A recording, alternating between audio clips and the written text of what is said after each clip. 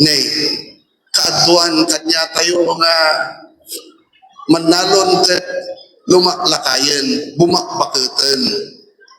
Anya ti average age tata ti manalon. Idi 10 years ago, kunada 50. Tata, sigurado 60 years old ti average age. Isu nga sapay la kuma. Sursuruan tayo, dagiti anak tayo, dagiti apo tayo.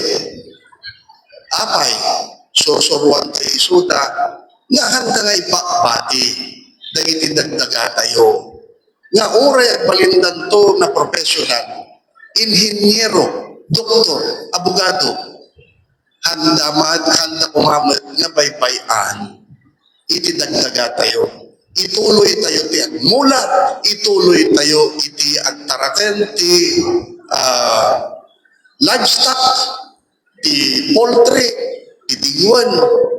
Ituloy tayo iti agrikultura. Ituloy tayo ti trabaho ti manlalon. Tano saan? Dumteng ti aldaw, agbisin tayo, wano saan?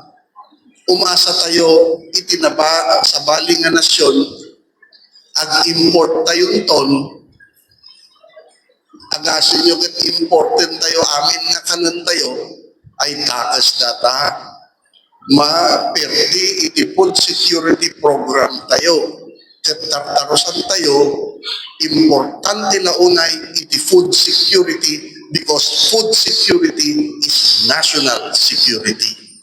Iso nga sorsorwan tayo kuma, dagiti anak tayo, dagiti dagdaga nga maawat tayo, ipatawid tayo kadagiti anak tayo, kadagiti apo tayo, kan sorsorwan tayo isuda, iti agmula, ken agtaraken, iti livestock. Ket na kami met ti agrarian reform, sisasagana kami nga tumulong kada kayo nga manalon. Sanda kayo na baybayan, namnamaan nyo, agtalit kayo kini Apo President Ferdinand Bongbong Marcos Jr. Agtalit kayo iti Department of Agrarian Reform, agtalit kayo ti gobyerno tayo, tasaan kayo nga baybayan nga manalon.